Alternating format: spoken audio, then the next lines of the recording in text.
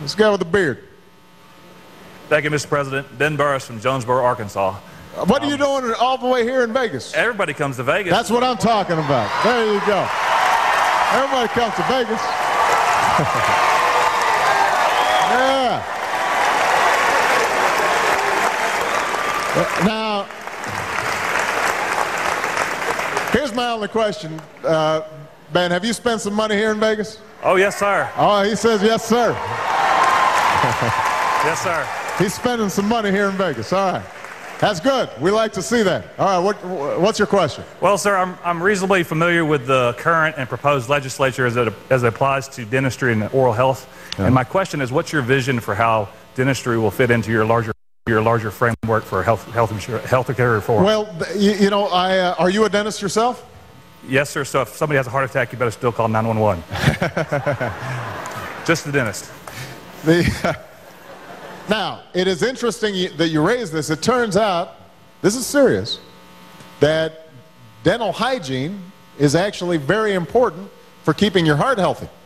Absolutely. It turns out that heart disease can be triggered when you've got gum disease. So everybody floss. That's my first, am I right? You got to floss.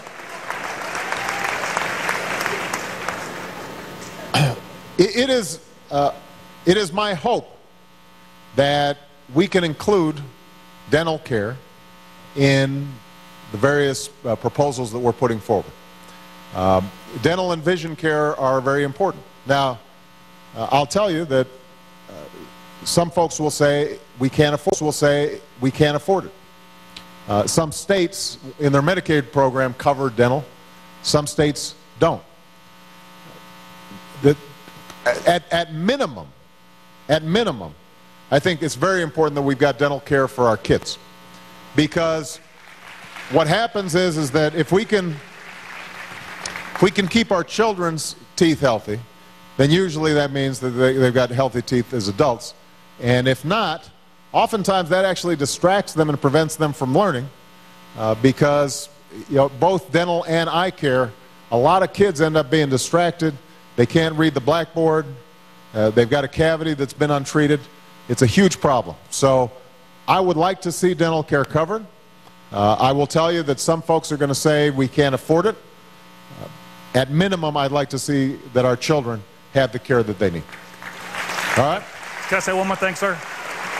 I think most of us in dentistry think that health care is the primary need here in terms of that, and children as well. So we would think that if you can take care of health care first and let dentistry do that kind of thing, would more important to take care of the health care first. There you go. All right, I appreciate that. Thank you. Okay, it's a young lady's turn. All right. Oh, it's so hard to choose.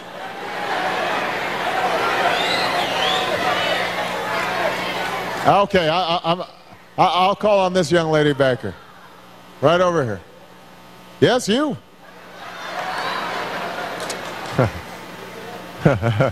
All right, we got to get the young man with the mic over to you.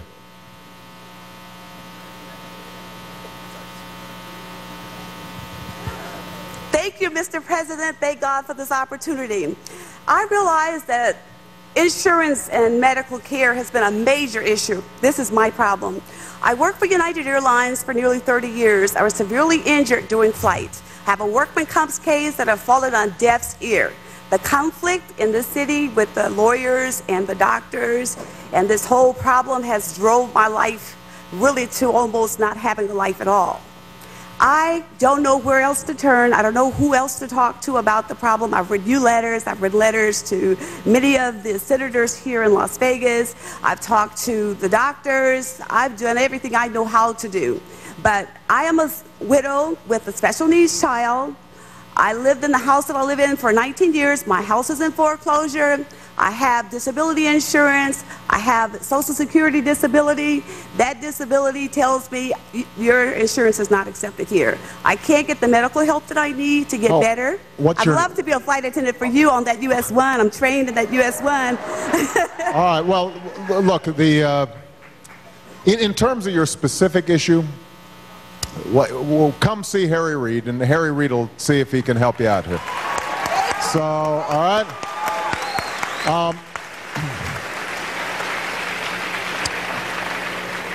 Workman's comp is generally a state issue as opposed to a federal issue. So, but Harry, you know, he's got a few connections here in Nevada, so I suspect that he can help out. But you know, look, to the larger point, you know, there are a lot more people who are actually going on disability right now, partly because job opportunities have shrunk. And that's why it's so important for us to really focus on jobs. Now, if you were listening to the Republicans, you'd think that last year we weren't paying any attention to jobs. That we were just kind of, what we were doing, Harry, I guess we were just sort of sitting around. The truth is that everything we did last year was designed around how do we break the back of the recession and move the economic recovery forward in order to promote job growth. You can't have job growth if the economy is contracting by 6%. Because businesses look and they say, nobody's spending money, we got no customers, we can't hire. So the first thing we had to do was to make sure that companies were starting to make a profit again and the economy was growing. We are now in that position because of the work that Harry did and a lot of, these two outstanding members of Congress did, Congresswoman Berkeley and Titus. The economy is now growing again. But here's the challenge that we've got. The challenge we have is that after they've laid off 8 million people, now they're growing with fewer people. So they're making profits, but they haven't started hiring yet. Our challenge is how do we get businesses to start hiring again? Now, some of the jobs, I'll be honest with you, are probably not going to come back. And the reason is because people have installed new technologies or they've set up new systems where they can do more with fewer workers. That's why it's so important for us to invest in new industries and new technologies. I'll give you an example. We were talking about autos before. Do you know that before the Recovery Act was passed, the United States was producing about 2% of the advanced batteries that are used in these clean cars, these electric cars. We were producing 2% of the batteries, less than 2%. What we did as part of the Recovery Act was invest in developing plants for battery production here in the United States. And do you know that in 18 months, we will have the capacity to produce 20% of the advanced batteries around the world? And by 2015, we'll have the capacity to produce 40% of the batteries around the world. We've created an entire new industry. An entire new industry has been created here in the United States that can produce jobs. So we've got to constantly look for those opportunities in solar and in wind and in other high-tech areas, because that's going to be the future. The more people have work available to them, you know, there's just a virtuous cycle that happens. When people go to work, they feel good. Their health is better. Their kids do better in school, right? Every business, they've got money to spend. They come to Vegas, right? Tourism industry starts taking off.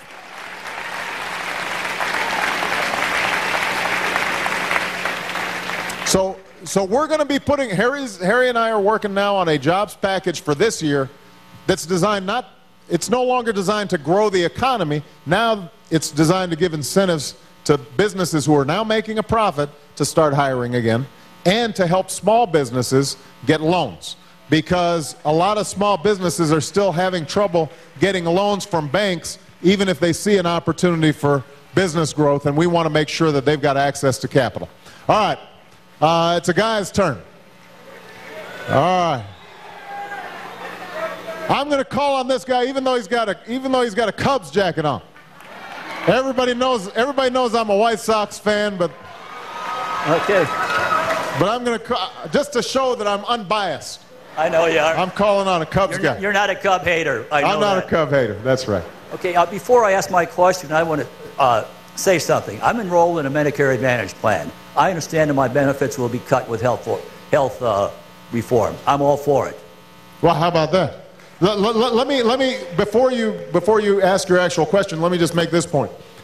We're not actually eliminating Medicare Advantage.